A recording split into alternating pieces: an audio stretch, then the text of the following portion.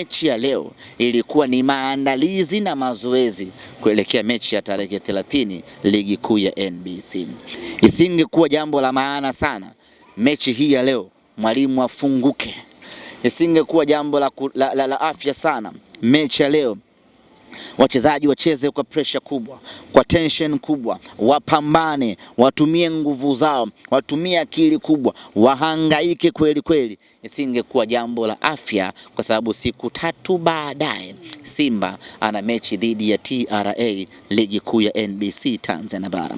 Kwa hiyo mechi ya leo mwalimu akacheza kwa heshima ya kutunza afya, ya kutunza energy ya wachezaji, ya kutunza nguvu za wachezaji ili aje awatumie kikamilifu katika mechi dhidi ya TRA.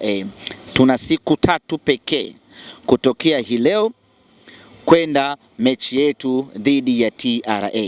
Kwa hiyo mwalimu asingejimaliza hapo, asingejiachia hapo kwa sababu tu ya kutaka kufurahisha watu. Alafu baada ya siku 2 unaenda kucheza mechi TRA Tabora, unapoteza, unasema tumetumia nguvu kubwa mechi iliyopita, wachezaji walikuwa na uchovu.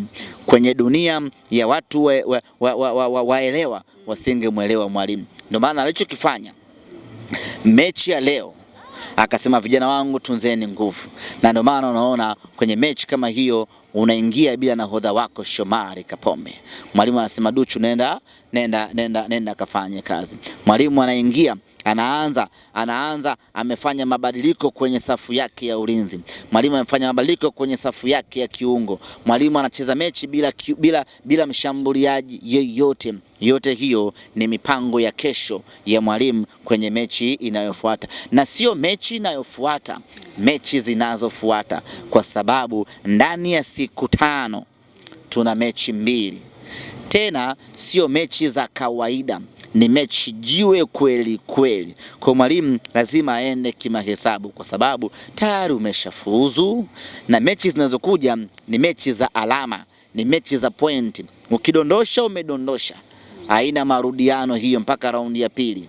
Sijui umeelewa Kwa hiyo lazima mwalimu acheze kwa namna hiyo, na imekwenda vizuri. Wachezaji wote wamemaliza mechi wakiwa na energy ya kutosha. Tunaanza maandalizi kuelekea mechi yetu dhidi ya TRA.